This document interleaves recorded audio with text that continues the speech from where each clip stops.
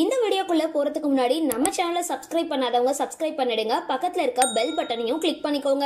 வாங்க வீடியோக்குள்ள போகலாம். சிவாஜி கணேசன் நடிச்ச டாக்டர் சிவா அப்படின்ற திரைப்படம் மூலமா தமிழ்ல அறிமுகமானவங்க நடிகை ஜெயமாலினி. அந்த படத்துக்கு அப்புறம் ஏகப்பட்ட படங்கள் நடிச்சிருந்தாலும் ஜெகன் மோகினி அப்படின்ற திரைப்படம் அவங்களுக்கு பெரிய அளவுல ரீச் கொடுத்திருந்தது. அதுக்கப்புறம் ரஜினி, கமல், விஜயகாந்த் போன்ற பிரபல நடிகர்களோட படங்கள்ல ஒரு பாடலுக்கு மட்டும் நடனமாடி கதாநாயகியா வலம் வந்தாங்க.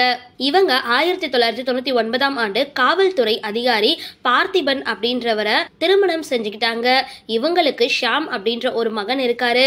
தற்பொழுது அவருக்கு வர பிப்ரவரி 23 சென்னையில படு பிரம்மாண்டமா திருமணம் நடக்க இருக்கு. அந்த திருமணத்தோட பத்திரிகை இப்போ சமூக வலைதளங்கள்ல வைரல் ஆகிட்டு வருது. சரி, இந்த வீடியோ பத்தின உங்களோட கருத்துக்களை கீழே கமெண்ட் பாக்ஸ்ல போஸ்ட் பண்ணுங்க.